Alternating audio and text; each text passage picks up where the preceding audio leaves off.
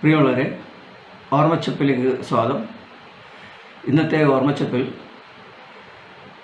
17-ാം നൂറ്റാണ്ടിൽ ഇംഗ്ലണ്ടിൽ ജീവിച്ചിരുന്ന ഒരു മഹാകവി ആണ് ജോൺ ഡൺ. അദ്ദേഹം ഒരു പ്രഭാഷകനും പ്രീസ്റ്റും ചിന്തകനും ഒക്കെ ആയിരുന്നു. അദ്ദേഹം പ്രധാനമായിട്ടും അദ്ദേഹത്തിൻ്റെ നിരീക്ഷണം മണി മുഴങ്ങുന്നത് ആർക്കു വേണ്ടി? മനുഷ്യർ മരിച്ചാൽ പള്ളിയിൽ നിന്നുയരുന്ന മണിമുഴക്കം മറ്റാർക്കുമല്ല, അത് നമുക്ക് വേണ്ടിയാണെന്ന് അദ്ദേഹം നിരീക്ഷിക്കുകയാണ്. കാരണം മരണം അനിവാര്യമാണ്. നമ്മൾ ഓരോരുത്തർക്കും വേണ്ടിയാണ് മണി മുഴങ്ങുന്നത് എന്ന് അദ്ദേഹം അഭിപ്രായപ്പെട്ടു. അദ്ദേഹത്തിൻ്റെ കവിതകളിൽ മുഖ്യ പ്രമേയം തന്നെ മരണമാണ്. അദ്ദേഹം പറഞ്ഞു, ഞാൻ മനുഷ്യരാശിയുടെ ഭാഗമാണ്. അതുകൊണ്ട് ഒരു മനുഷ്യൻ മരണപ്പെട്ടാൽ ഞാൻ ചെറുതാവുന്നു എന്നാണ്. മാത്രമല്ല, വളരെ സഹനത്തോടെയുള്ള മരണത്തേക്കുള്ള ഒരു സഹനയാത്രയാണ് ജീവിതം എന്നുവരെ അദ്ദേഹം പറഞ്ഞു. അദ്ദേഹത്തിൻ്റെ പ്രമേയം അദ്ദേഹം താത്വികമായിട്ട്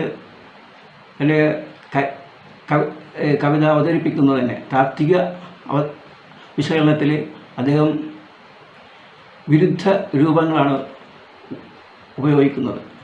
വിരുദ്ധ രൂപങ്ങൾ, മെറ്റാഫിസിക്കൽ കൺസീറ്റ്സ് എന്ന് പറയും. വിരുദ്ധ രൂപങ്ങൾ. ഉദാഹരണത്തിന്, ഒരു കവിതയിൽ അദ്ദേഹം കവിതാക്കളെ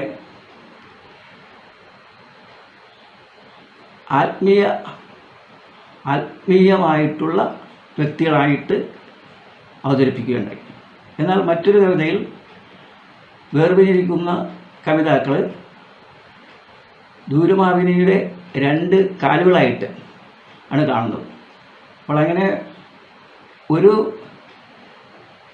ബിംബം തന്നെ 2 രീതിയിൽ അവതരിപ്പിക്കുന്ന ഒരു ശൈലി, ഇതാണ് മെറ്റാഫിസിക്കൽ കൺസീറ്റ്സ് എന്ന് പറയുന്നത്. അതായത് വിരുദ്ധ രൂപങ്ങളുടെ സംഗീതം.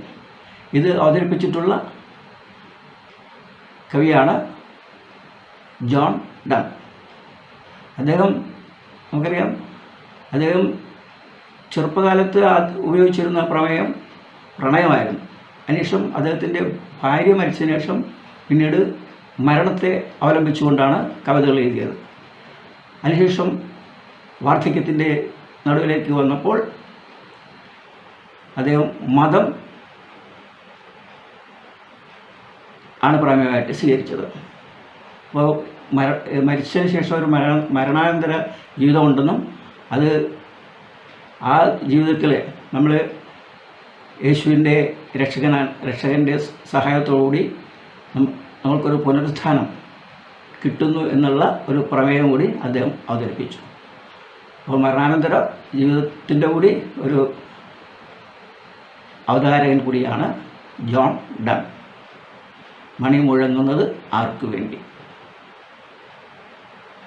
നന്ദി.